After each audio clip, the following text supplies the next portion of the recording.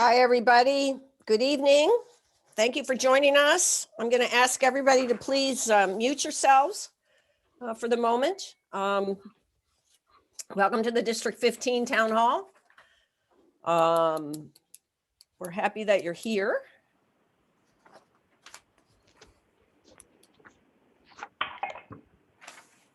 Just getting a couple more people in from the waiting room.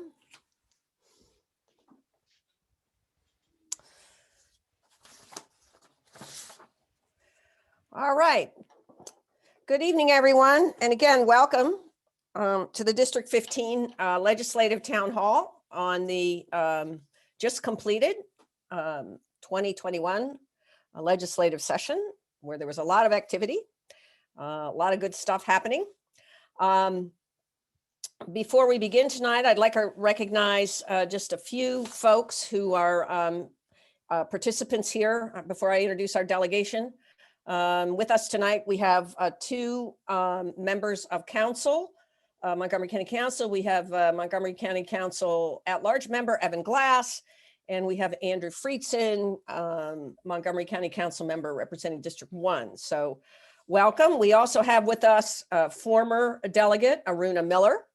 Welcome, Aruna. And also Joan Kleiman from Senator Van Hollen's office. And a couple of my Central Committee colleagues.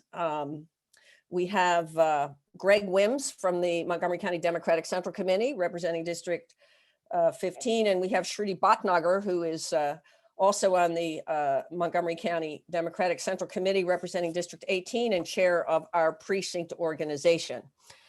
So welcome, everybody.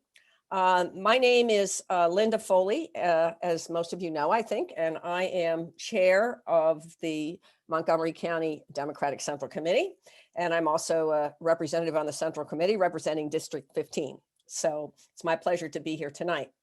I would like to give out a special shout out and thanks to the District 15 caucus, headed by Gail Cheek, who arranged this event and arranges many of the events that we have in District 15, and also to the Germantown Democratic Club, chaired by Andrew Sondry, who's also with us tonight. So welcome, everyone. And also, as usual at these events, Michael Tardif, our communications chair, will be taking care of the technical aspects of this.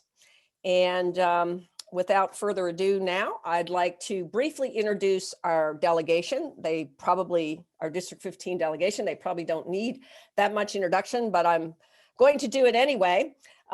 We have with us tonight delegates Kathleen Dumais, David Frazier Hidalgo, and Lily Chi, all representing District 15, and of course, our Senator Brian Feldman. So now I'd like to turn over the program to Senator Feldman. Well, thank you, Linda. And I want to thank everybody for coming tonight. My understanding is we have almost 100 people registered tonight, which is a great turnout. Let me just, and also, of course, I want to thank the Democratic Central Committee, the District 15 caucus, and the Germantown Democratic Club for putting this event together. Before I start, it's important for a little context to kind of think about the last 3 years. This is the third session in the 4-year term, and none of the 3 years has been normal. You know, people kind of forget that in 2019, the Speaker of the House, Mike Bush, the longest serving speaker in the history of our state, passed away at the very end of session. And then that was followed in 2020, where the Senate president at the time took ill, and we adjourned at the beginning of the pandemic. We adjourned for the very first time since the Civil War, and that was 2020. And then we came back this year, and the whole session was dominated by COVID. We had Zoom bill hearings. We had very few in-person meetings. We wore masks all the time. We had mandatory testing. The House of Delegates really wasn't in person in the chamber for the first month. And it was crazy. And yet somehow we managed to have 2,500 bills were introduced, and we passed over 700 bills. So notwithstanding all the complexity, and we can talk about it a little bit tonight, a lot did get done. I serve as the vice chair of our Senate Finance Committee, and that committee has broad subject matter jurisdiction over healthcare policy, energy policy, labor issues, economic development, and it's very broad. And also, in addition to that, I serve as the Senate chair of something called the Health Insurance Coverage Protection Commission, which was set up some years ago to deal with what if the Affordable Care Act is thrown out. And it's morphed into a broader commission that has been responsible for a lot of innovation in healthcare. And finally, I'm the Senate representative on the Governor's Economic Development Commission. So kind of with that background, I think what I was going to sort of lay out was maybe some big picture things that we took up, some specific bills that I dealt with, and then I'll turn it over to the team to do the same, and then we'll open up to Q&A, because the best part of these events, in all candor, is to take some questions. But before I start, I do want to make the point on a couple of the topics I just mentioned. With respect to energy policy and economic development, this term was unique for me because two of my three House colleagues, Delegate Dumais and Delegate Chi, serve on the House Economic Matters Committee. So a lot of the bills that I dealt with in the Senate, they were dealing with at the very same time in the House Economic Matters Committee, and I collaborated and cross-filed bills with both of them. With Lily, a lot of economic development legislation that we can talk about, and with Kathleen on a whole variety of things. Similarly, Dave, this term, took over as the chair. He's on the Environment and Transportation Committee, so he's really been the lead on a lot of the environmental issues and clean cars legislation and the rest. But he chairs the Transportation Subcommittee over there, and we actually put in some legislation dealing with transportation. I'd also say that Dave chairs our Latino caucus in the General Assembly, as well as has been the point person. I know there's some questions about the whole White's Ferry topic, and Dave has really been the point guy for our team on that issue. With respect to the big picture items, let me just kind of, obviously, first and foremost, we were dealing with a state budget with a lot of uncertainty. It was dominated by COVID-related issues, problems, topics. And when we entered the session, we weren't sure how things would shake up from a budget standpoint. If you know, I think everybody knows this, unlike the federal government, we are required under our Constitution to have a balanced budget each and every year. And the economy was suffering a downturn, the revenues, sales tax, income tax revenues were down. So we walked into the session with a real question mark about how we were going to pull off our constitutionally mandated balanced budget obligation. That's the only thing we actually have to do. And it turned out that things worked out pretty well because the United States Congress came and helped us out with a $4 billion infusion that went to the state of Maryland, which came in March, just in the nick of time. I should say that a couple of points on that. We were able to balance the budget, but we didn't spend the whole $4 billion. We put aside $2 billion into our reserves for the future, and we took $2 billion and we pretty much devoted most of that to COVID and COVID-related legislation that I think was really, really significant, and I'll be able to talk about that some more. The other thing, whether it's COVID testing and all the rest, the other thing is, unlike Capitol Hill, we try to work on a bipartisan basis as best we can, and that budget, which passed the state Senate unanimously, 47-0, not something you ever see on Capitol Hill. And even under these difficult times, we were able to do a lot of things on some issues, some tough issues, and pass those piece of legislation unanimously. As far as some big issues that I specifically worked on that I introduced that passed, if I could highlight a few things, as I mentioned. Oh, and before I do that, let me just say big issues, and we're going to talk about each of them. Obviously, police accountability was a huge topic in our General Assembly. At the end of the day, we got something done, but it was complicated. The House of Delegates had 2 omnibus bills, and the Senate had 9 individual bills, and trying to come together and take 9 bills and work with the other chamber that had 2 turned out to be complicated, but we ultimately came together and we got a piece of legislation done. Last November, we had a constitutional amendment on the ballot dealing with sports gaming, sports betting. And that bill, that constitutional amendment did pass last November. And then this year we went ahead and we actually put meat on the bone. So over the next 12 or 24 months, we are going to have sports gambling in the state of Maryland. And we can talk a little bit about how that's all going to work. It's going to start, for the most part, I think, with the casinos and racetracks. And you'll see probably a year or two later, it'll be available potentially in our sports stadiums and such. So that was another high profile piece of legislation. I would note that a lot of that money is going to go to the K through 12 education, the Kerwin Commission, and the like.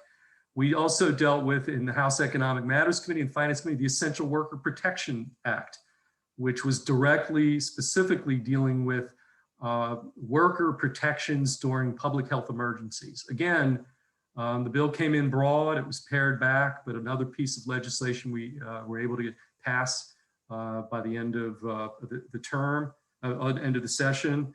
But I have to say, and we'll get into some higher profile issues, but much of our time this session was on constituent issues.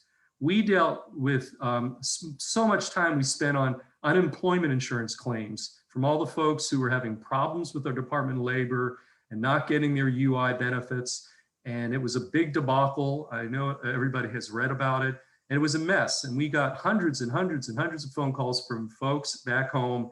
And we, I think, did a pretty darn good job establishing a pipeline with the Department of Labor to funnel a lot of those problem claims through and to resolution. Similarly, I think with respect to testing issues, again, huge questions about testing. Where can I get tested? And that dominates. We did a lot of that. Let me just run through some bills that I think were important that I worked on in the healthcare and energy space. And then I'll close and I'll pass it on to Delegate Dumais next up. Some of you remember 2 years ago, I was the sponsor of the Clean Energy Jobs Act, which will require that Maryland go to 50% renewable energy by 2030. We made some more changes this session on that piece of that particular program, and specifically, and it's topical. If everybody read today, the Biden administration is hosting a big climate summit, and there's a lot happening at the federal level. We're trying to position our state to get a lot of those federal investment dollars down the pike, and I think we're making some good strides. We, in the renewable portfolio standard, the big climate, the renewable energy plan, we were able to take out something called black liquor out of the RPS program, which has been something the environmental community has wanted to do for many, many years. We managed to do that this year, which was important, significant. On the other side, we put in, Delegate Laura Charcuti and I put in legislation to jumpstart our geothermal industry in our state. That brought labor, the environmental community, and it was actually quite bipartisan, passed the Senate unanimously. That was something that we were able to get done on the very last day of the session with no time to spare. Very proud of that. And then we used technology to kind of put into place some new things. DC has been playing around with wastewater and the ability to take wastewater and use it as a heat source. And we put that into our renewable energy portfolio. The issue of aggregation, this is a bill that Delegate Charcuti and I worked on together. It's going to allow Montgomery County for the first time to establish its own aggregation group and use its purchasing power to actually buy we're going to try this on a pilot basis, purchase power on behalf of Montgomery County residents. It's done in 9 states. This has been on the table for many, many years. We finally got it done. It's only going to be for Montgomery, and it's a pilot project. It's going to give our county an opportunity to purchase clean energy and meet its clean energy goals. And I really am optimistic it's going to work. And if there are any questions about that, but it's pretty groundbreaking. And I'm glad I was the floor leader in the Senate on that, and Delegate Charcuti did a great job to get it through the House. And then economic development in the clean energy space, I collaborated with Delegate Chi to get our University of Maryland in play, because we have a lot of upside potential economically in terms of clean energy technologies. And I think Delegate Chi can maybe talk a little bit about that, but that was a big victory for clean energy. There was some misses outside. As many of you read about the big climate bill that Senator Pinsky brought in and Delegate Barbe worked on. Quite candidly, that it was an ambitious bill that came out of the Senate that would take us to 60% reduction in emissions, greenhouse emissions, from where we were in 2006. The House was in a different place. That bill, the House and Senate could never come together. I think Delegate Fraser Hidalgo, that came to his committee. He may want to speak a little bit there. Another couple of bills dealing with cannabis. I was the sponsor of the cannabis legalization bill in the Senate. The landscape is shifting quickly in our country. We now have 16, 17 states going that route, including Virginia right over the river, New York, New Jersey, the District of Columbia. We were unable to get the bill done. I think there's a pretty good chance we may pass that in 2022. And I had a lot of bills in the healthcare space, and it may be too long, but again, the commission, there's a lot there. I have to reel off a couple of things. We're gonna have something called the Adult Use Subsidy Program that I sponsored, that we're gonna basically, young, healthy people, because there's no longer a mandate, are starting to drop off with the health insurance rules. We need them in the risk pool, because if young, healthy people stop purchasing health insurance, you're left with a older, sicker population, and the premiums go up for everybody else. And so what we're doing is borrowing from some other states, and we're going to try to give young, healthy folks between 18 and 34 a little state subsidy, particularly low income folks in that category, and get them into the risk pool. It's good for them to get health insurance, but it's really good for everybody else in the risk pool to keep premiums down. The last 3 years, Maryland, amongst all the states in the nation, has seen its premiums go down by 31% in the individual insurance market. And this is going to help us even go further. Similarly, last year, we were the first in the United States to use our state tax returns. If you have no health insurance now in Maryland, when you do your tax return, you get to check a box to say that you don't have health insurance. And that information gets shared with our health benefit exchange to see if you're eligible for Medicaid, eligible for federal tax credits. And we just rolled that out this year. And it's been successful. That was a bill that I put in last year. It was so successful this year, we've decided to expand that on a pilot project basis to unemployment insurance claims, so that when you go and you lose your health insurance because you lost your job, most Americans get their health insurance from their job. If you lose your health insurance there and you go to file for UI claim, you're going to check a box and say, by the way, I don't have health insurance, and that information will be shared to see if you're eligible for free healthcare or eligible for tax credits. I think this is really innovative stuff, and I'm really excited about that. We've done a lot on medical debt, groundbreaking legislation, putting guardrails on the ability of hospitals to have very aggressive debt collection measures against folks. Nobody should become homeless or go into a deep cycle of poverty simply because they got sick or sought out medical care. And this piece of legislation, I think, is very strong. It wasn't perfect, but we got it done. And it was legislation I also worked on with Delegate Charkoudian. Health equity, telehealth expansion in the health space, all big topics, which we can get into. And then broadband, there's a lot of money that's going to be devoted towards broadband infrastructure investment in our state. We made some strides there. Again, finally, let me also say that we did a great job as a District 15 bringing back capital money back to the community. And we got about $1 million in 4 high-profile community projects that, if I get a chance, we can talk about. We were very successful this year, as we've been in the past several years, to get capital dollars back to the community, whether it was Ivy Mount School in Potomac or the Canine Warrior Project. Boyd's, Germantown Park got some money. And for those of you who know, Madison House land out in Boyd's area, Poolsville, again, we were successful. And then, of course, next year's an election year. We'll be taking up redistricting, both congressional maps. That's something for us to look forward to in 2022. We have elections, but we also have redistricting ahead of us, and that has been pushed back because the census numbers have been delayed. So that's a lot I've thrown out on the table. I know I went over my allotted 10 minutes or whatever, but I look forward to some Q&A. And with that, Linda, I'm going to turn it back to my colleague, the Vice Chair of the House Economic Matters Committee, Delegate Kathleen Dumais. Thank you. And thank you, Brian, for the overview, because as always, it's very helpful to get sort of the bigger picture. And there's no question it was an incredibly unusual session. You know, the Senate, actually the entire Senate met on the floor of the Senate in the State House. There's only 47 of them, but they were all in what we have now decided to call penalty boxes. So they each had their own penalty box. In the House, because there's 141 of us, there was no way on the House floor, in the House chamber in the State House, for all of us to be there in any way that would be socially distant. So we had to separate. About 70 were on the chamber floor, and then all the rest were in what we call the annex, where we had our own little desks. And although they weren't completely penalty boxes, we certainly had the plexiglass, you know, set up.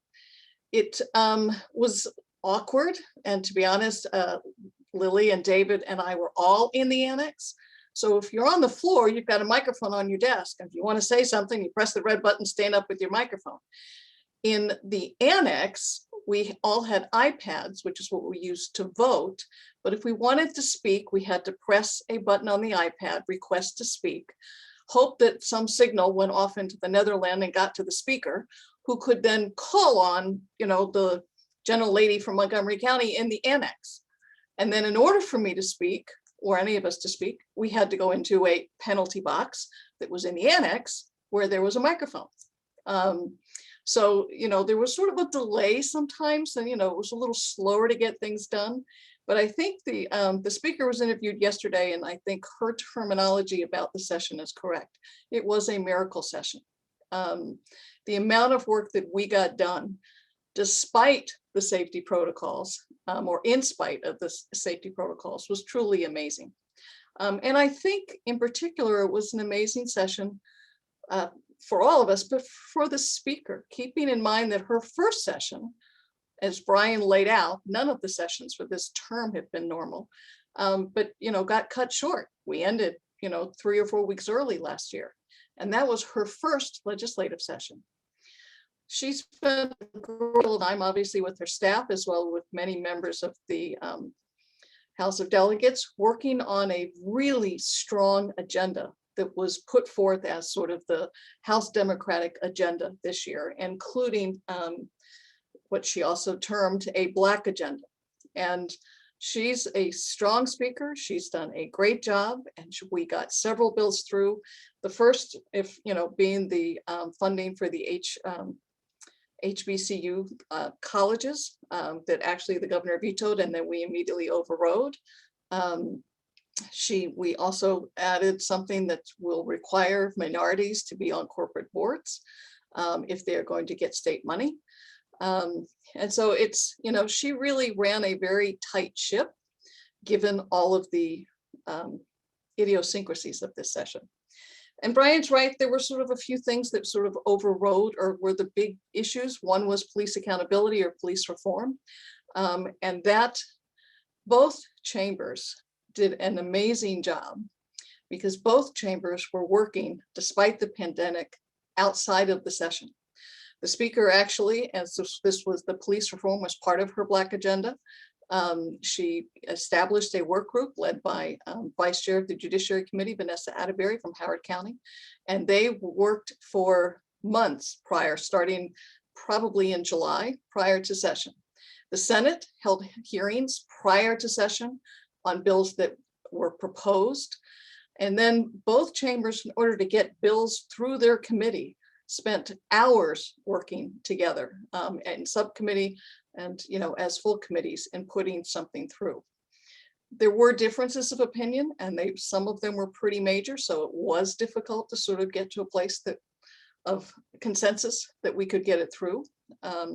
But that did happen. But the amount of time that took also meant that there were some other things that might have fallen through. So police accountability and reform, the COVID relief package. In the House Economic Matters Committee, that's where the unemployment insurance issues came. And I will tell you that, you know, as I think many people know, I was on the House Judiciary Committee for 16 years. And I have to admit, I still tend to follow that committee almost more than I sometimes follow my own. But at the same time, because these issues are new to me, I attend every subcommittee meeting, and we have about 7 subcommittees. But for the unemployment insurance one, you know, it was a smaller committee there was some pushback, and my committee is very business oriented, which isn't a bad thing, but it does mean that the perspective of the delegates from both parties tend to sort of be, what's the impact on businesses? And so I think that it was helpful that, others attended those meetings so that we got through. And I have to give a shout out to Laura Tukudian. She is an endless energy, and the work that she did before we got to session on the problems with the unemployment insurance administration and what really needed to be done. As silly as it sounds, some of it was customer service. Just they weren't responding and weren't set up to respond.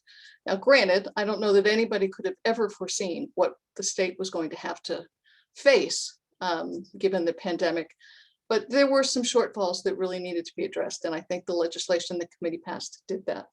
COVID relief, Brian has certainly talked about. And the other large issue that was not before my committee, but were issues regarding landlord-tenant. I mean, housing, as we all know, is such an important issue. And if you can't pay your rent, what happens?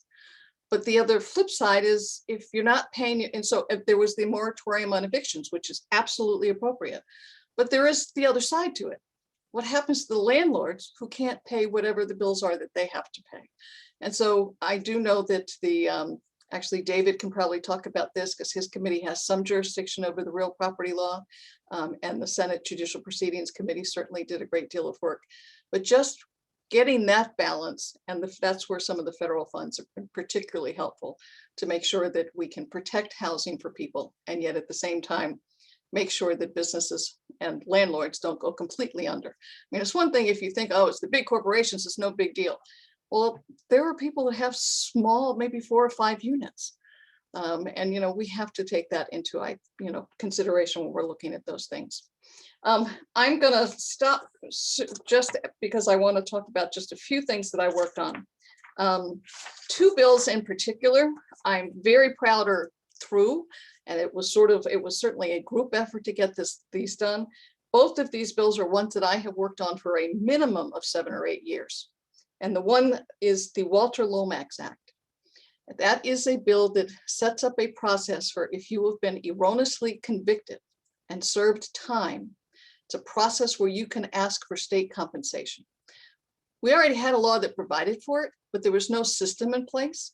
So many of these individuals, Walter Lomax, for instance, served 40 years for a crime he did not commit. And he got some compensation under this bill. I think he'd go back and get some more, as he should. And there are currently it's not huge numbers, thankfully, but there are about 10 individuals that really deserve state compensation, and we need to have a process in place. So we're putting an administrative law judge in the process because it was, a prosecutor could slow it down. The governor's office could slow it down. This will now be a legal process.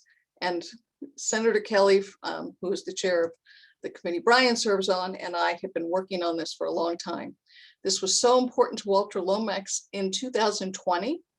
He was in the Senate to testify on the bill and had a heart attack and was taken by ambulance from the Senate office building. Fortunately, he did survive. President of the Senate went to see him and make sure he was okay. And apparently what Walter said is pass the bill. Got to the floor the last day of the legislative session in 2020 and was part of sort of a very long debate. And everybody wanted other things done, so it kind of got set aside. But I'm very pleased that it passed both chambers unanimously this year. The other one is a bill that allows law enforcement officers to use a citation in lieu of arresting someone for the use or having controlled dangerous substances. They can already do it for marijuana. In fact, they don't do it for marijuana anymore because it's now simply, it's a citation, but it's a civil citation. But this allows a law enforcement officer who finds someone that has controlled dangerous substance, and they can issue a citation, but unless there is a dangerous situation where they need to arrest the person, so that there are other factors involved. This is also something that I worked on for a long time, actually, initially with Senator Kelly. It was actually Senator Wallstreicher's bill in the Senate this year. And we worked with law enforcement to get it to a place where there was no opposition to the bill. But again, it's taken a long time. It was sort of a leftover piece that hadn't passed from the Justice Reinvestment Act that I worked on several years ago. Another bill I actually cross-filed with Senator King and didn't know a whole lot about, but I think is really important, is for electronic books for libraries to be able to get them. There's always been this sort of pushback from the industry, and this will basically allow libraries to purchase them and indicate that they have to be sold. You know, Amazon and all the big guys have to sell them to the libraries, and it's fine if they put protection on it so you can't copy it. But I think that's a very important bill, and that was, you know, those are my big ones. I have several others, but again, I know we have a lot to cover tonight, and so I kind of want to move on and would like to introduce my colleague, David Fraser-Hildago, who had a great session this year with several environmental wins. And, you know, we're very pleased to have him on our team. Thank you. So first of all, thank you to Linda and Gail for doing this, and everybody else for all of your organization to you know, push the party forward and to help us talk about the things that we've done. Look, we have a great team. The District 15 is a great team. We work together. I can't tell you the amount of texts that we traded on the House floor this year is unparalleled in any session before. Me and Lily and Kathleen and sometimes Brian were on them as well, because it was just such a different session. I think that you know, hopefully we won't have to go through a session like this ever again, or at least for maybe another 100 years or more. I think that, you know, we went into this session thinking that we were really going to be doing mostly COVID relief type subject matter and police reform subject matter, but that was not the case at all. We did do that, and then we did a whole lot more. It was pretty much a full session. It was just very different, but it was a full session. We had the same number of bills. We passed the same number of bills. It was just done differently. So I'll go over a couple of things that I think are kind of important. I'll go over some climate stuff, and then I'll go over some Latino caucus stuff and some White's Ferry stuff as well. So I'm on environment and transportation, which I think most of you probably know because I've done the same dog and pony show every year. So for me, some of the bills that I had, the Clean Cars Act of 2021, as many of you know, I always try to push forward the transition of sustainable transport when it comes to energy policy. The vast majority of carbon emissions today come from the transportation sector. They don't come from other sectors now. So it's transportation, it's cars, it's buses, it's trucks, it's planes, it's ships, that kind of thing. So we passed a bill this year. It's not perfect, doesn't do everything I want it to do, but it does a lot of it. And that gives us $10 million to back pay all those folks in the last couple of years that have bought electric cars that were supposed to get tax credits. That money ran out, so that'll make a lot of those people whole. We'll still work on that. One of the other bills that I worked on with Brian, which was a really cool bill, we call it the PDD, Personal Delivery Device. And those are going to be, we are one of now 13, so we're the 14th state to allow these. And think of them like, for those Star Wars fans, think of it like an R2-D2 delivery bot. It will come to your house and it will deliver your pizza, or it'll deliver your meds from CVS. It'll deliver whatever you need. It'll come and you'll open your door, put in a little code, the door will open, and there will be your delivery. They're all electric and they're autonomous. So think about all of the big UPS, FedEx, Amazon trucks that we're going to be pulling off of the roads. It's mostly going to be kind of like some suburban neighborhoods where it makes sense, but it's pretty cutting edge, and it's pretty cool stuff just from a carbon footprint perspective, let alone the jobs that it is going to create. It's going to create a lot of jobs when it comes to engineering type jobs to work on these electric bots. They're pretty neat. Let's see. So we did pass that. Brian had it in the Senate. I had it in the House. It was touch and go, a lot of work back and forth, but we did get it across the finish line, which I'm excited about. One of the things that Brian alluded to is the Climate Solutions Now Act, which I will just say that bill turned out to be not the Climate Solutions Now Act. It didn't actually pass. So the fortunate thing is it was an omnibus bill, and it did really great things, and it had a great Senate sponsor in Senator Pinsky, and it had a great House sponsor in Delegate Stein. Unfortunately, the bills became at odds with each other, and there was no way to really work it out between the two bills. And so unfortunately, the bill didn't make it across the finish line. But what's challenging about that, more than the bill didn't make it across the finish line, is that there were several other bills that were individual bills that were wrapped up in that bill. And some of those bills didn't make it across the finish line because they were being held, thinking that the Climate Solutions Act bill would pass. One was the conversion of MTA, the big buses, to electric, the state fleet of transit buses to make them electric. We had that bill last year. It was Delegate Corman's bill. It got out, but died because of COVID. This time we didn't push it out until late because it was part of the Omnibus Climate Solutions Now bill. We did get it across the finish line. We had some trees, putting in a lot of trees around the state, which is great.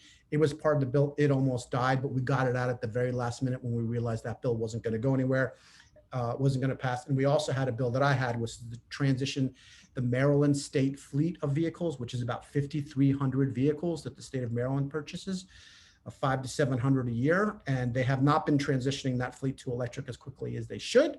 So I had a bill in, my bill was held. And then when we finally realized what was going on, we got it out of the House, but couldn't get it through the Senate. That'll be my big bill for next year. Let's see. I also had a bill to, as some of folks have probably seen, I've been really working on the electrification of the school bus fleet. So on the county side, that worked really well because the county executive and the county council worked with a company called Highland Electric, and Montgomery County will lead the way in the transition of electric school buses. There'll be 1,400 school buses in Montgomery County that in the next 12 years will be transitioned to electric, and it's not going to cost the county any more money. It's a great win-win. And if anybody wants to talk about that, it's complicated, but I'm a big wonk on this stuff and I'm a geek on it. And I'll talk to you as much as you want about the details. It just happened over a lunch with the county executive and it worked. And I'm so excited about it. And I've also was pushing that on the state side, which is how that happened. And now on the utility side. So I'm working with the utilities. I got a bill out to offer about $200 million worth of opportunity for some of the local school systems and bus fleets in the state to transition to electric school buses, which for those that don't know, it's incredibly important. Our kids are the most important asset, I suppose, we have, for lack of a better term, and we stick them on these buses. And in case people don't know, the level of carbon emissions pollution on those buses is 5 times greater inside the bus cab, in the cab of the bus. We're sticking our kids in those. That increases asthmatic and bronchial related issues, and it also decreases IQ and provides a lot of other public health issues, not to mention the environmental issues. But I can talk about that more at a later date. I had a carbon pricing bill in. It got more votes out of it this year than I've gotten in previous years. Didn't get across the line. It's revolutionary, but I did get more votes on it this year. So that's kind of it. I don't want to take too much time on the environmental stuff. We talked a bit about it. A couple of other things. I am chair of the Latino caucus. We had some really, really huge wins this year. One of them was for ITIN filers. That's those folks that are paying taxes, but they have not received any help from the federal government or the state side. So this allows the state to provide some relief for those folks that might not be here completely documented. And it allows them, these are, just to be clear, these are people that are paying taxes. These are good people that are here, that are paying taxes in the state of Maryland, paying federal taxes. And so this puts them on a more level playing field. And just doesn't lock them out, which is what has been done. That was a huge win for the Latino caucus.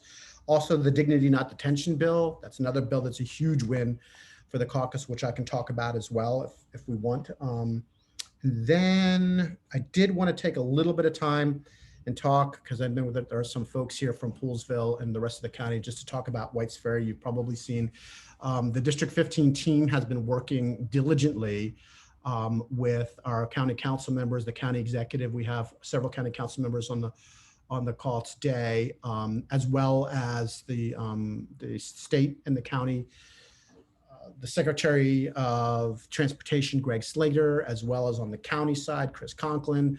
We have Andrew Friedson and we have Evan Glass. We've been working with folks on the other side of the river. And I think it's important to understand this is Whites Ferry is really difficult because it's a privately held entity in 2 different jurisdictions. So we've been working, we've had meetings every couple of weeks the team has been on, and we've been working to come up with solutions. They're not easy solutions. And we've kept very, very quiet about them because they're very sensitive. Councilmember Friedson is really doing the lion's share of the county-related issues just because it's his district and we are on the state side. But you probably saw today that Loudoun County had a press release, and what we've been working on is Loudoun and Montgomery County are coming together to do a study. It's going to be about a 90-day study.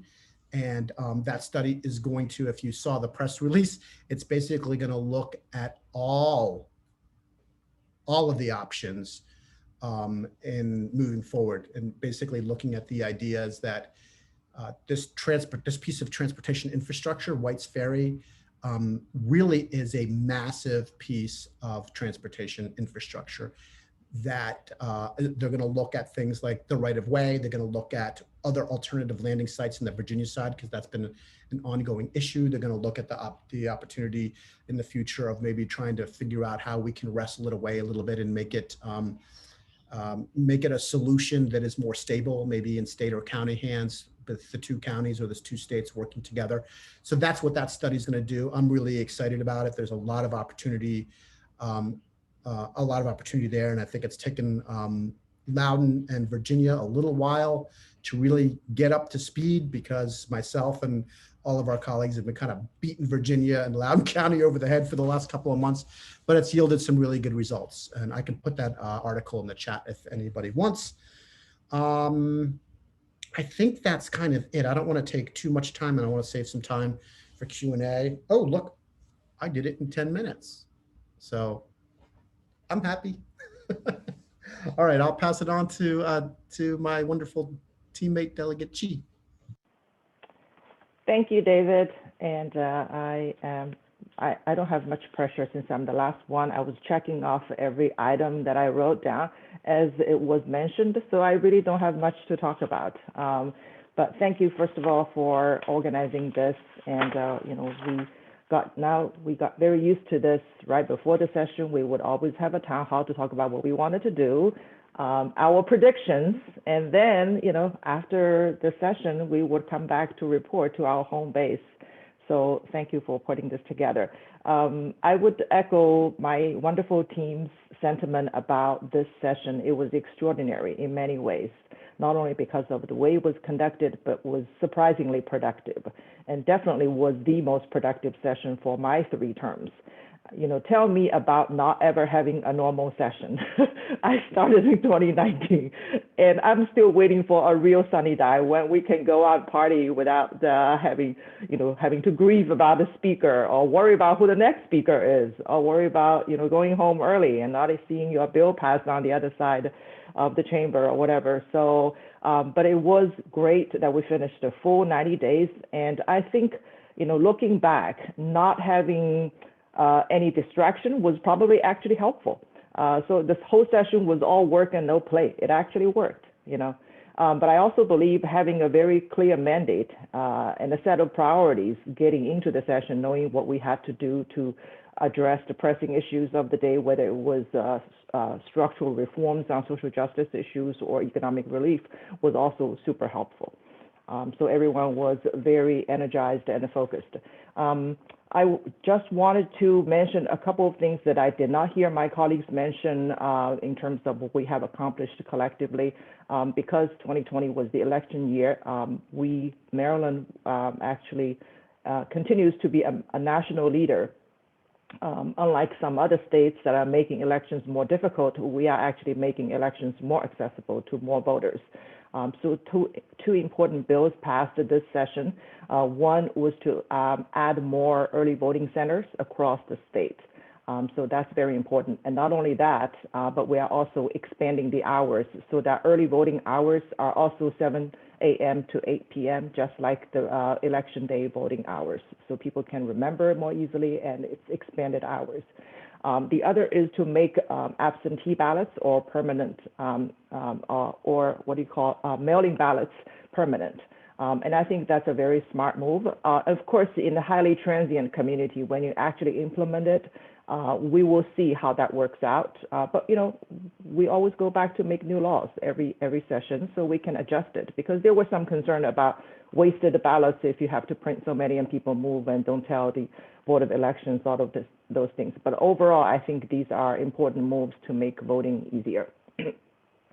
One of the bills I want to highlight is to make local county piggyback taxes progressive, just like the state of Maryland. Right now, all counties use a flat tax, which is called a local tax, also called a piggyback taxes. And all the council members, if you're on this call, you would be interested. Montgomery County has the highest rate, which is a 3.25%. Some counties have as low as 1%. So this bill essentially would establish a new floor so that all counties have to use 2.25% as the floor. And then they will have the option to give low-income families and individuals a break, and they can raise the rate on higher income earners. But as it was amended, when we passed it, it still was capped at the 3.25%, which is the current rate. So it doesn't really have any direct impact on Montgomery County for now. So I thought I need to flag that because it's about local piggyback taxes. And there are, because I serve on Economic Matters Committee, which this session focused quite a bit on two very big set of bills. One was unemployment insurance package that quickly passed both chambers because it was just a pressing need. And then our committee spent enormous amount of time at the subcommittee level, which I serve on the Business Regulations Committee, to focus on the nuances of the Essential Workers Protection Bill.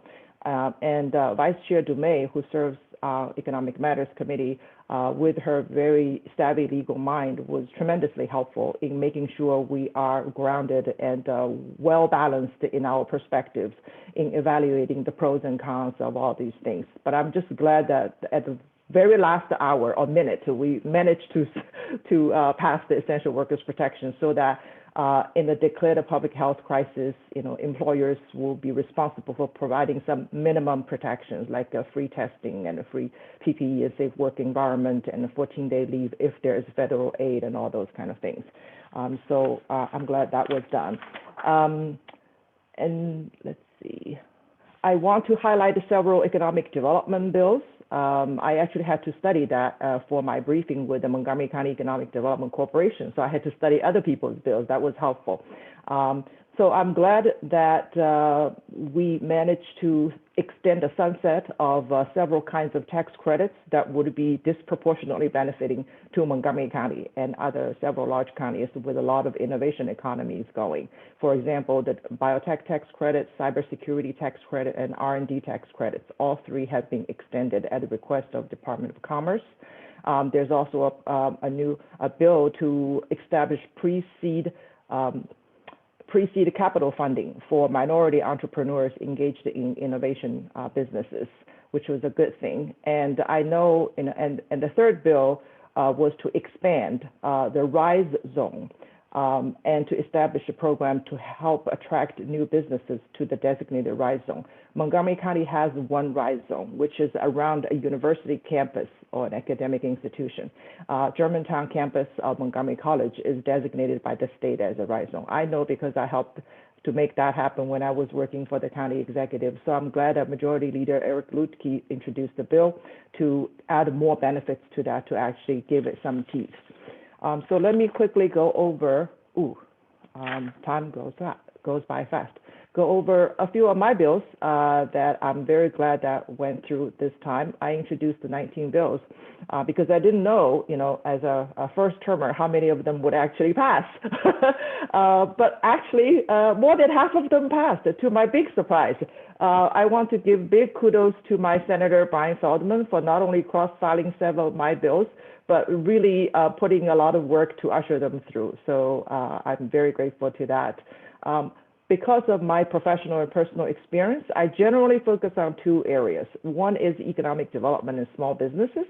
The other is because of my immigrant background, I try to also focus on access, equity, and inclusion kind of issues.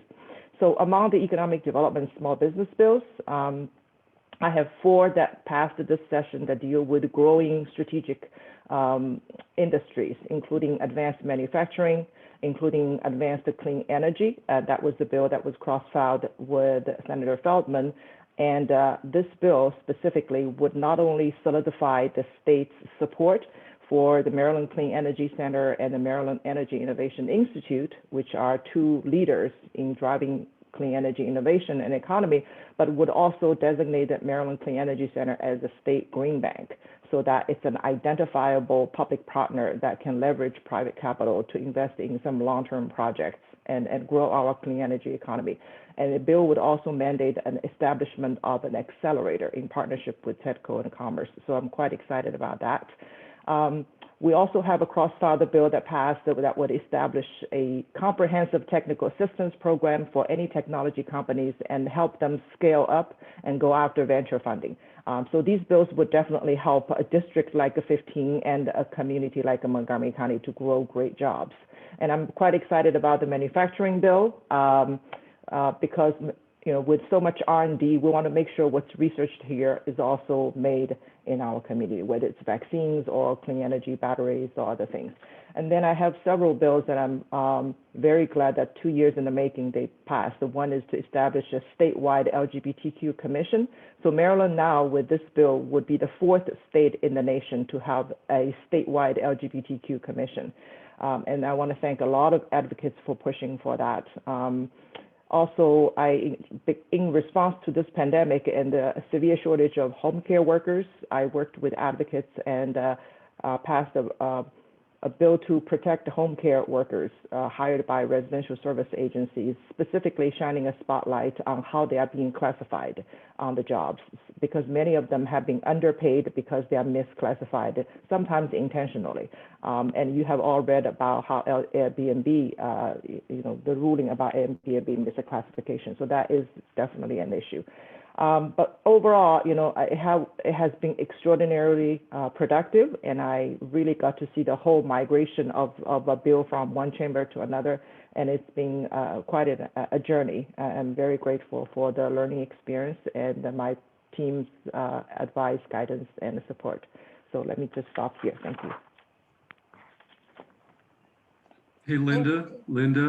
Sure, go ahead, Brian. One thing that I think all of us we started the session with veto overrides, and I see on the chat, I do have to make the point, we started with the override of the veto of the Kirwan Commission recommendation bill, education bill, one of the biggest investments in a generation of state dollars into K through 12 education. And secondly, last year, we were the first state in the nation to create a prescription drug affordability board, and the governor vetoed the legislation that funded that board. So we're kind of out front in the nation on that. And we went and overrode that, the very first act of the legislature. I just want to kind of put that on everybody's radar screen as well. Yeah, great. Thank you. So now we'll move to questions. And we had several submitted in advance, and we have several in the chat as well. I would invite the delegation that if you see, like Brian just saw some questions in the chat that he addressed, if you see questions in the chat that you'd like to address, please do that. That helps get everybody's questions answered. Before we do that, though, I would like to recognize another person who's on the call with us. Ken Reichert from Senator Ben Cardin's office is here. And I'm really, really excited to see him here because some of you may know he successfully battled COVID, and there he is, and he looks great. Hi, Ken. Yay, great to see you. Hey, Kenny. Anyway, it's so nice to see him here and to see him back with us. Anyway, now I'd like to move to questions. And one thing, a question was submitted ahead of time. Well, several questions were submitted ahead of time by Nevi Brooks of Rockville.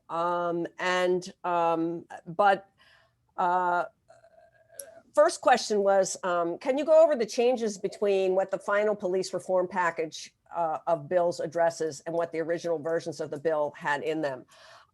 You can do that. That might be helpful, but I think like we all kind of skipped over it, mentioned that there was police reform, but it might be useful for people to know what's in the police reform bill, since it did get so much publicity and it is so important Sure. this day and age. Do you want me to give it a shot? Sure, go ahead.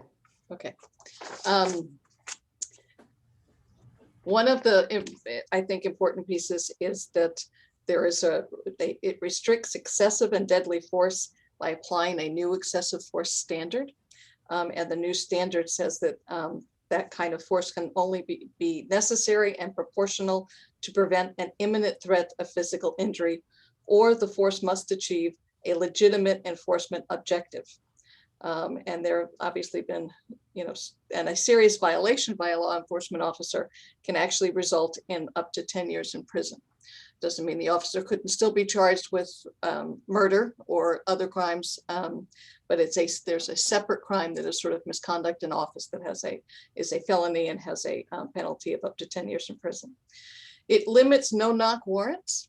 It doesn't eliminate them, but even no-knock warrants should only be between the hours, and I don't have that written down, but I think it's 8 a.m. and 7 p.m. at night, unless there are what's called exigent circumstances, which is defined by Supreme Court case law that, there is really, there's no other way to get the evidence, or the evidence and or the individual may disappear. There are additional protections in any sort of a warrant to getting one, in that the officers and the prosecutor actually has to provide additional and very strict list of information as to why they want a warrant. And it's even stronger with reference to no-knock warrants. The bill even goes to the extent of indicating you knock on the door and you have to wait 20 seconds. To be honest, that was even a part of a compromise. The House, I think, was at 30 seconds and the Senate was maybe at 10 seconds and somehow. But to be honest, there is actually Supreme Court and other kinds of appellate case law that talks about the number of seconds, and 20 is what the case law says. It establishes a uniform disciplinary process throughout Maryland. And what that means is that the Maryland Police Standards and Training Commission is going to create a matrix that indicates sort of for whatever sorts of violations, these are the discipline, the consequence of, violating one of those, so that hopefully it will be uniform across the state. Now, keep in mind that piece and the new discipline administrative process actually don't go into effect until July of 2022, to allow everybody time to sort of create these this matrix, but to also sort of create the appropriate administrative process. It allows chiefs or sheriffs to immediately fire officers convicted of felonies or certain misdemeanors. It creates a duty to intervene when an officer can reasonably prevent excessive force. It enhances quite significantly civilian oversight of disciplinary procedures. That was one of the big differences between the two chambers. The work group that the House had actually had put forth a very, I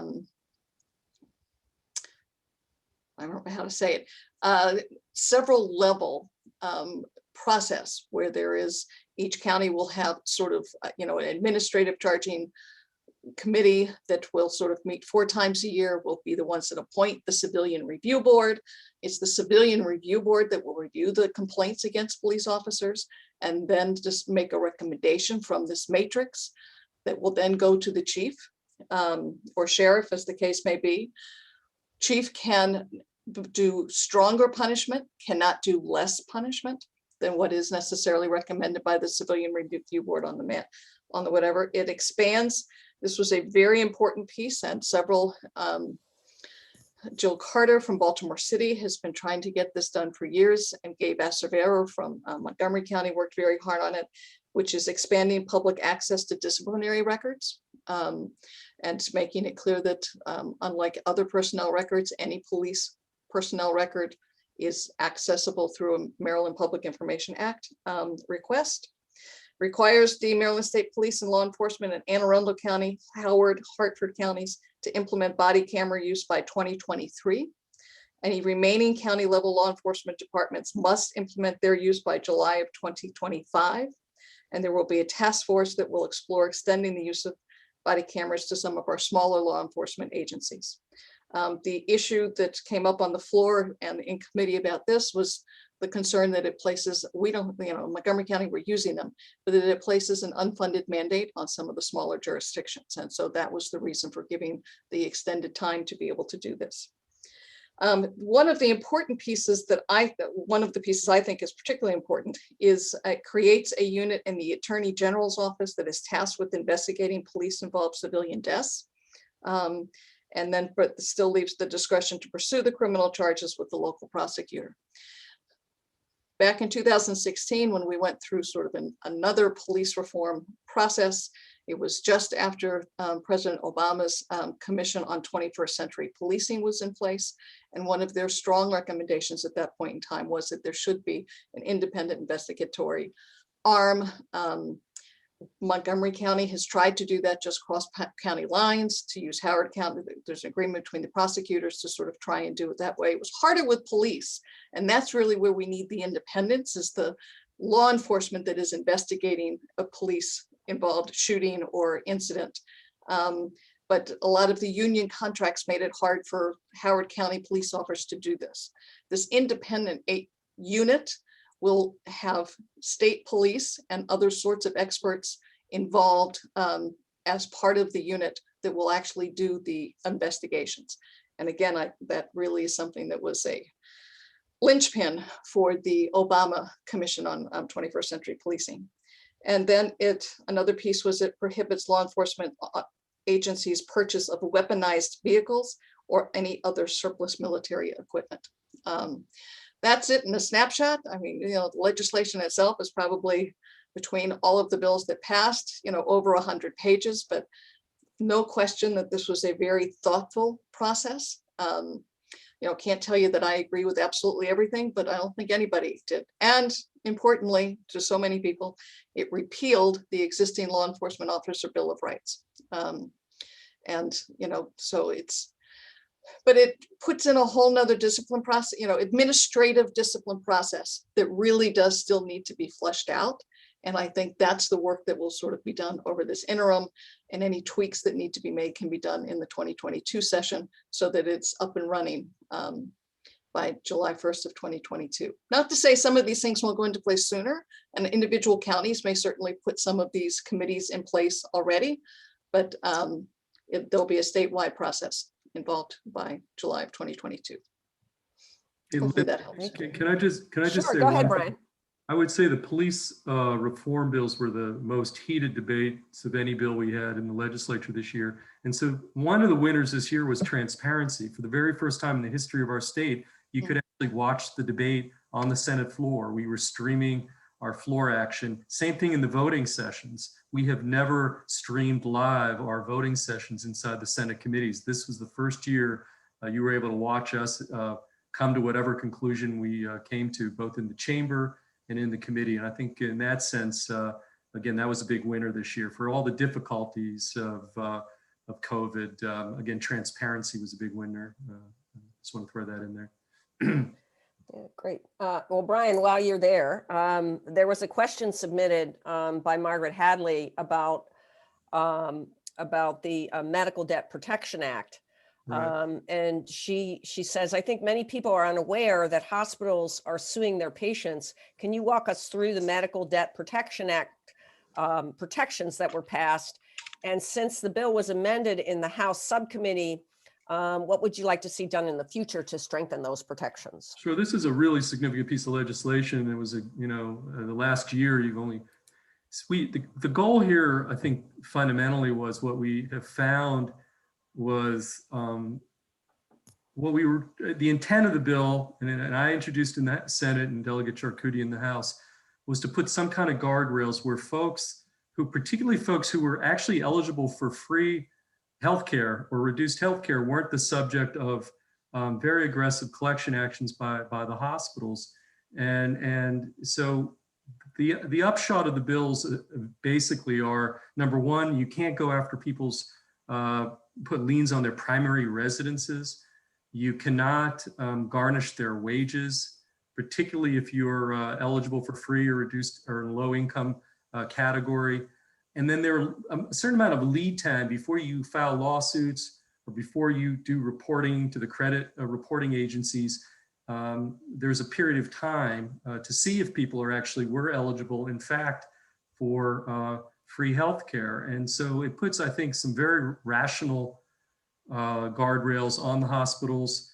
But the big takeaways were this idea of going after somebody's home, primary residence, and garnishing wages. Because boy, once you get into that cycle, you're never going to get out of it.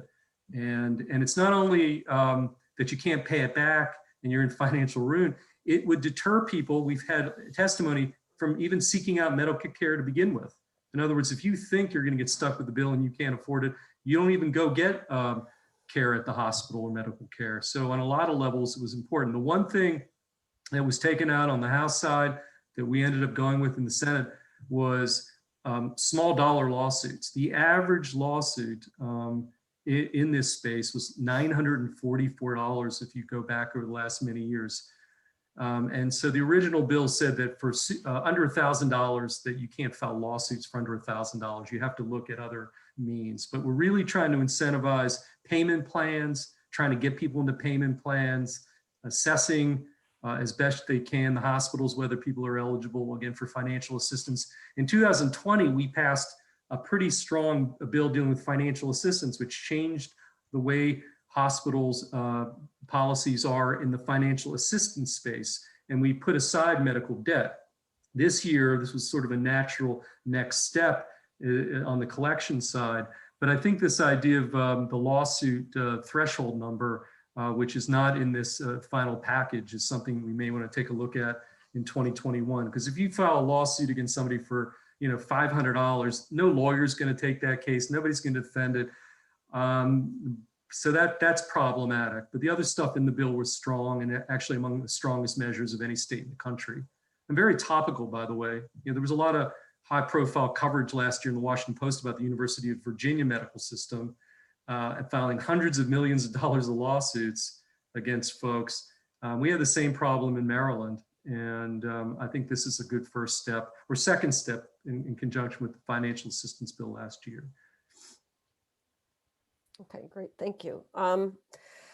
The next question, this one was also submitted in advance by Johanna Wormers of Rockville. And I think this is for probably Delegate Fraser Hidalgo and Delegate Chi. And it says, what do you think could be done next year to help the Climate Solutions Now pass successfully through the Environmental and Transportation Committee and the Economic Matters Committee? I don't know if you can, that's tough to predict, but I think, I think the question is, how do you think that can get through? And then she also had a question about the electric school bus pilot program and whether you think what we can do to get that passed next year. So I don't know, David, do you want to start and then maybe Sure. Lily? So I can say so I'll take the first part of it. And this, I don't know, Lily, if ECM was primary. I don't. Were you guys even on? No, you were primary. We were secondary. Okay, so I will say that bill last year ate up an enormous amount of committee time. It did, and some bills and some really good bills. I'm not bitter, I'm not angry, but some really good bills failed because the House and the Senate leaders on that issue couldn't come together and come up with a solution. So I'm not sure if they plan on putting that bill in next year. I don't know. I will say this, the bills that I've had for a couple of years that were wrapped up in that bill, I am moving to pass those bills right out of the gate. So they can work on the Climate Solutions Now Act, but and hopefully we'll pass some version of it, but I will not wait on my bills the way several people ended up having to wait. And then ultimately we ended up scrambling. So I don't know. I think that Delegate Stein and Senator Pinsky are probably going to have a post-COVID lunch and including probably Delegate Barve to try and figure out where there's some common ground. That's all I can. That's all I'll say. On the Climate Solutions Now, it did get a lot of. I got an enormous amount of effort and time. And Lily, I don't know if you want to add to it. I don't know how it worked over with you and Kathleen over in ECM. I don't know how that process was.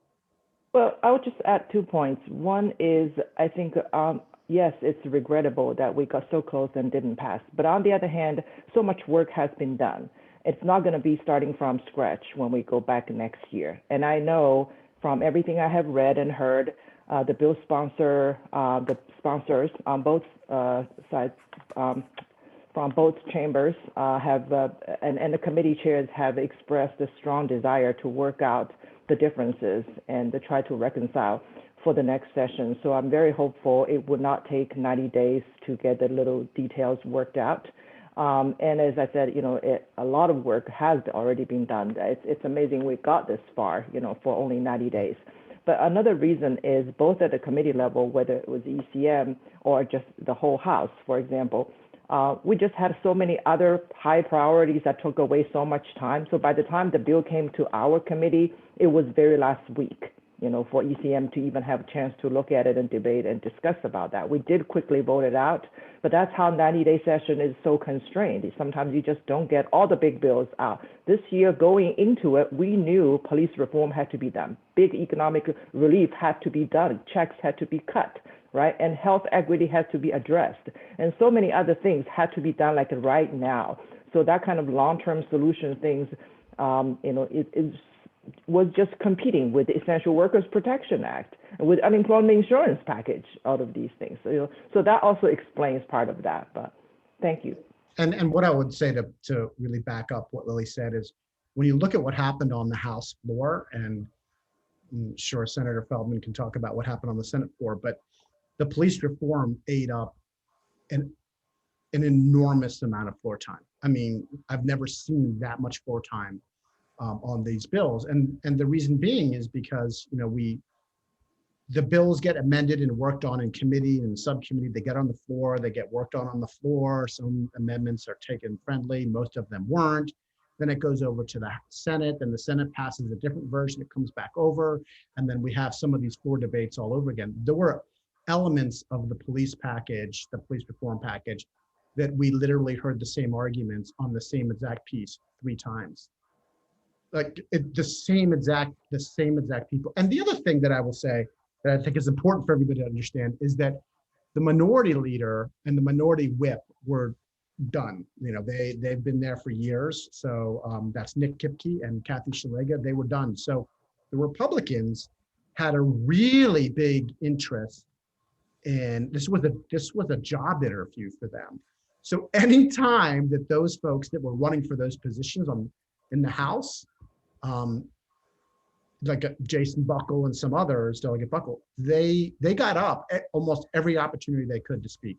And they took up an enormous amount of time, and it was the same speech over and over again, because for them, it was a job interview. They were doing everything they could to get their Republican colleagues to think they were the best person for the job for minority leader. So it was kind of funny to watch. And some occasions, I think we were texting with each other, like, where's the popcorn? And then like 3 hours later, we were like, oh my God, can this please stop? So it was crazy. So that was on that. On the school buses, look, we had great school bus policy that came out of the county on, with this private company. And that's going to turn over all the school buses to electric within 12 years. It's really landmark nationwide. There are states and counties from around the country that are looking at what Montgomery County did on that. For the utilities to get involved for some of the other counties, I mean, I don't have any doubt we can get it out of the House pretty easily. I think that, both Delegate DeMay and Delegate Shee, it went through their committee too, and they chaperoned it out and got it back over to me and ENT. They were primary, we were secondary, we got it out. So it'll be over in the Senate Finance Committee, and it's really no pressure to Senator Feldman, the vice chair of that committee. But I think we'll have a much stronger hearing in the Senate than we did this last year. Brian can attest to it. I mean, we basically, I couldn't bring any witnesses with me. I couldn't bring any advocates with me because of COVID. So it was just me on a Zoom for, 3 or 4 minutes. That's about the amount of time we got. And that made it really difficult because the Senate for the very first time was hearing this particular subject matter. And I couldn't bring people with me to help me. It was just, I couldn't bring any of the advocates. So I think, to answer the question, next year, I hope will be much, much better. We'll have a proper hearing in the Senate, and I will bring with me, a half a dozen or more people to talk about the issue and educate the committee. So I'm really optimistic about what the bill will do for next year. I hope that's helpful. Hey, Linda, can I just say one Sure, go ahead. Since Dave mentioned the leadership change about to happen in the minority party in the House. So we actually had a new leadership team in the Senate on the Republican side. We had two gentlemen, J.B. Jennings and Steve Hershey, for the last many years, pretty moderate, easy to work with. The two new leaders in the Senate, Mike Huff and Brian Simon-Air, are more conservative, a little more bombastic, a little more confrontational. From a style standpoint, you couldn't have picked a team more different than the predecessor. And that, for all I said about bipartisanship and collaboration, there was a, sort of an edge to the debate, particularly police reform and other bills that we haven't seen in prior years on the Senate floor, because there was a change this year in the leadership on the Republican side in the Senate. I would say that's true on the House side too. I think that the left has moved a little bit further left, and the right has definitely moved further right. I think that's really important for people to think about, and that is Annapolis has always been more in moderation as opposed to what's going on in Capitol Hill, and it's still that way. I don't want you to get me wrong, but it's definitely taken some steps further out, and it's made it harder in some cases to come together. Right. So we were talking about environmental, and I just want to mention, and I know David had a little bit of an exchange with Diana Conway in the chat, but Diana Conway did a little bit. You said you agreed with her. She said, can you please go back and fix the Forest Conservation Act changes? It guarantees forest loss. Why is the state paying to plant millions of trees while benefiting developers who cut down trees undeterred? Do you want to talk a little bit about that, the Forest Conservation Act and the change? I could talk a little bit about it. I was actually agreeing, Diana, with one of the earlier statements. I didn't see okay. that one. Sorry, I thought you were agreeing with I didn't see that one. I was agreeing. Well, now's your chance. With what Delegate Dumais said. Hey, look, that bill in and of itself was challenging. All of this session was challenging, and there are aspects to it. I will tell you that the Chesapeake Bay Trust is the beneficiary of a lot of money in putting in new trees around the state as part of the original Climate Solutions Now Act. And then there's Delegate Gilchrist's bill. It came out, and Diana, I don't know if you watched it, but it came out and people were very concerned. Myself and like 4 other delegates, when we voted Gilchrist's bill out, said something along the lines of, this better get fixed next year, or what the advocates were kind of pushing forward in the same vein that has been, which is what the bill kind of did, wasn't going to fly next year. So I will say that there were a lot of kind of pretty well-stated threats that we were going along with it because we were in COVID. We were going along with it because we didn't have the bandwidth to dig in on a lot of stuff. We were going along with it because we were waiting for a particular study to come back that was supposed to come back later this year, and we were promised that it would. So when we all voted for that bill, or most of us voted for that bill, the caveat was, we better have a clean plan for next year, otherwise we're going to pass something that nobody really on the other side of that issue really likes. And Diane, I'm happy to talk more with you offline. I think when I said I agree, I'm sorry, I didn't read your comment. I was going off of Kathleen's comment, which she said something, and I said something like, yeah, Kathleen's right, I agree. So yeah, I'm happy. Okay, with that. okay, good. I'll just take it as a general agreement thought. What's that? That was Diana, but there's a problem with her mic. Yeah, there's a problem with her mic. And I know that she and Kathleen and others are having quite a discussion in the chat about whether our legislature should be full-time or part-time, but I don't think we're going to take that up here. But anyway, but it is it's an interesting discussion. So I think this will be our last question. It's actually 2 questions from Jeff Rubin of Jews United for Justice. His first question is a pretty quick one, I think, which is, does there have to be a special session for redistricting? No. No. Okay. So that's done by a commission, right? No, actually. Just say it. You go ahead. Well, there's 2 different, first of all, there's 2 different processes for congressional redistricting and state redistricting. And as I think I mentioned at the outset, initially we were expecting the census, and we can't do it without the census numbers being complete. And last year, we thought that May 30th census would be complete, and we probably would have come in the fall for some kind of special session to do the two different redistricting maps.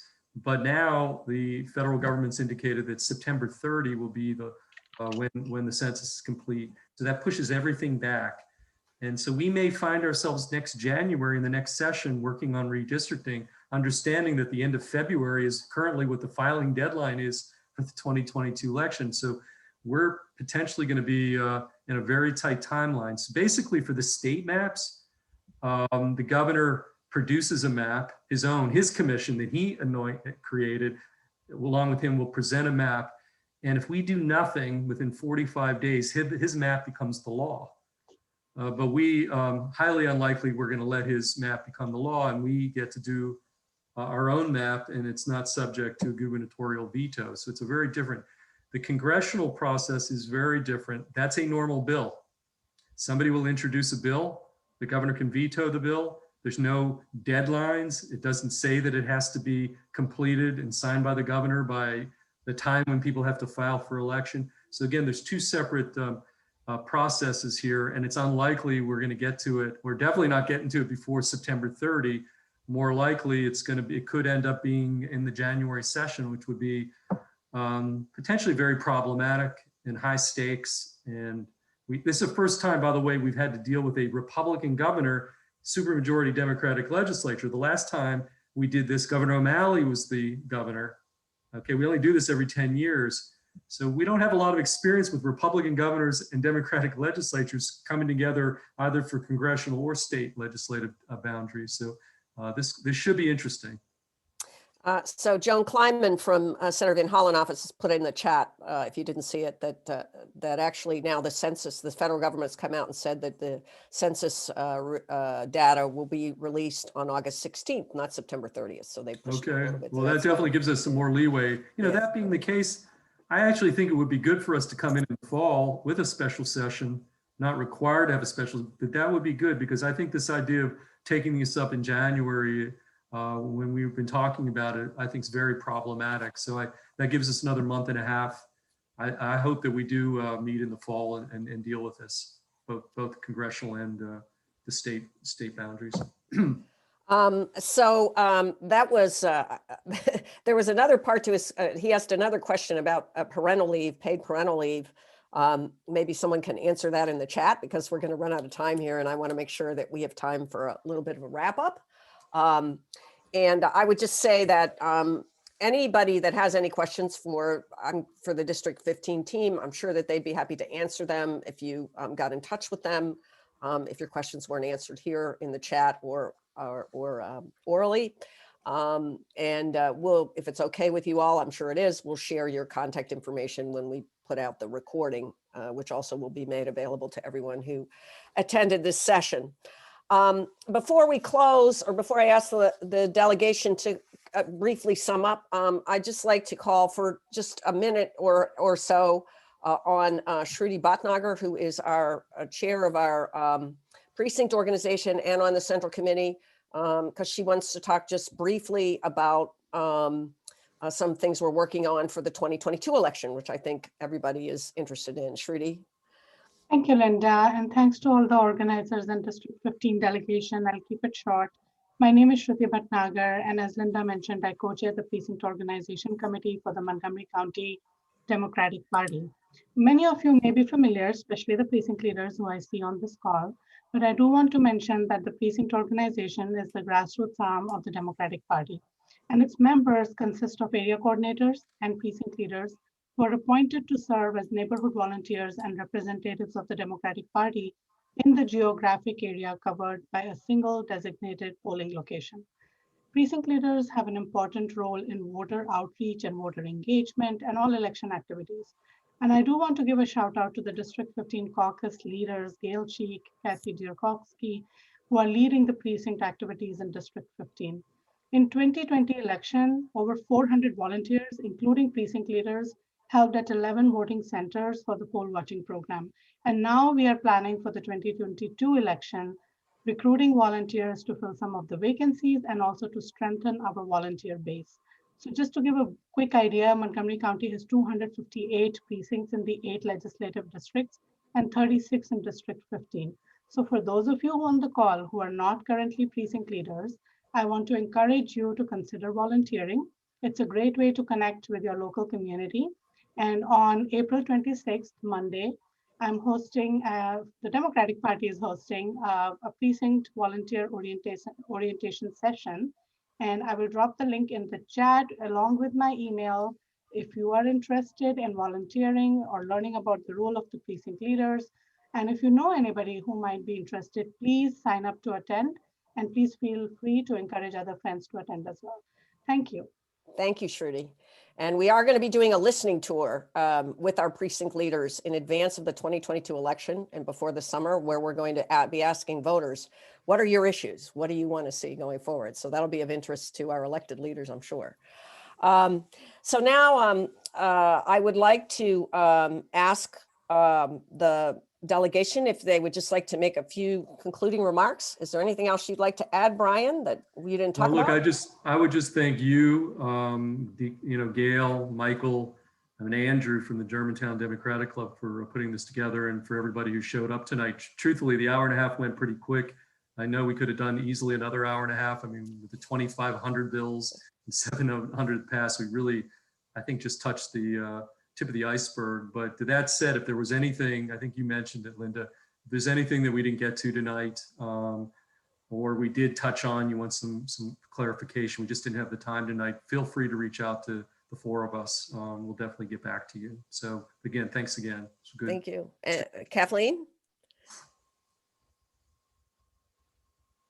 I think I'll just sort of the same. And thank you to all of the organizers, Gail and Kathy and Andrew. And this is always, a very enjoyable evening, no matter how tired we are from our day. And so we appreciate all of you taking the time on a night like this to listen to us.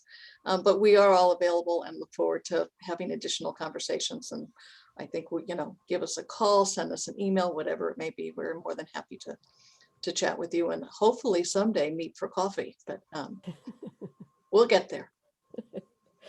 Delegate Fraser Hidalgo? Yeah, I would just echo what my colleagues said. Thank you for taking the time. Thank you for putting this together. Thank you for being here. Thank you for supporting us. I think that we all love what we do. I love what I do, and we couldn't do it without your help and your support and the critical thinking and going back and forth. So I want to say thank you. I put my email address in the subject field in the chat, and I would also say to what Delegate Dumais said is I can't wait to set up coffees and actually sit down with people face to face and have lunch or have coffee or whatever that may be. I'm looking forward to post-COVID. Thank you. Thank you. Delegate Chi? Thank you very much, Linda. I was just reflecting last time when we were all together pre-session talking about legislation. It was actually on January 6th, the night of the insurrection. And we still went ahead and had it, but since then, a lot has changed. I'm very relieved. We actually have an adult at the White House, and it has a functional government and a team looking after people's interests and not their own. So I think we are all relieved. But on that note, I also want to thank all of you who have reached out to me personally or to people in our community for this difficult time for the Asian American community. Just because we have a new president doesn't mean the bigotry and hatred has gone away. The past 4 years really planted awful seeds and enabled a lot of awful things to happen in this country that would take many years to undo.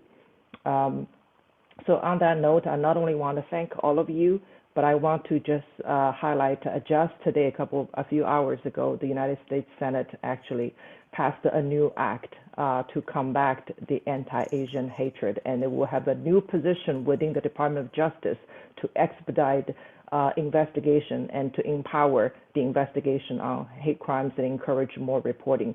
And so I'm very encouraged by that. And finally, I want to just announce that I am hosting a webinar on that subject on Tuesday, May 4th, which is the beginning of the Asian American Heritage Month, because many people reached out to me saying, what can we do? This first webinar will be focusing on the history of hate against the Asian Americans. It's called The Politics of Hate and Anti-Asian Violence. So I will feature two fabulous, brilliant Asian American scholars and experts to have a discussion, and we'll have some follow-on programs on that. So just mark your calendar, Tuesday, May 4th at 7 p.m., and I'll follow up with the link. Thank you very much. And Thank you. Linda, before we said, I do want to give a shout out to Delegate Miller. Aruna's, I see her there, and she was an alumni of this team, and I just want to, say hi to her on behalf of everybody. Okay. There she is. Hi, Aruna. Thank you, Delegate Chi. And Lily, would you please make sure that you send Michael Tardif that information, communications@mcdcc.org, and we'll make sure it gets in our newsletter next week. But just before we close, which I'm about to do here really quickly, I'm going to ask Michael to put up a flyer of a very special event that we're holding. Many of you know that every year we have a brunch that we hold in person that everybody likes. It's a networking brunch. We can't do that this year, obviously. So instead, we're having a very special virtual evening with Senator Barbara Mikulski and special guests, House Majority Leader Steny Hoyer and Senators Ben Cardin and Chris Van Hollen. And I just put that on your radar. It's May 10th. We do, you see the ticket prices here are high, but we do accept bundles. So if you and your friends want to get together and bundle a contribution, you certainly can do that. But we're very excited that those folks are going to be joining us. Our congressional delegation will also be there. So please help us out if you can. And I want to thank everyone who's here, and especially our D15 delegation. We're so proud that you represent us so well in Annapolis, whether part-time or full-time. And the work that you do is amazing. And I think if you were to go to other states and see, or maybe in other districts, I don't know that that we could ask for better representation than we get here in District 15. So on behalf of everybody, I want to thank you especially, but I also want to thank all the participants who were here tonight for your insightful questions and your interest in what we do. And now we're on to 2022, and we have a governor to elect, and we have to re-elect Senator Van Hollen. Right. So everybody, please stay safe, get vaccinated. Thank you for showing up tonight. And thank you for everything everyone does on behalf of the Democratic Party. Good night, everyone. Good night. Good job. Good night. Thank you, Michael. Thank for you, your technical Linda. help. Thank you, Thank Michael. you. Thanks, Bye. everyone. Thanks, everyone. Have a guys. nice evening. Bye.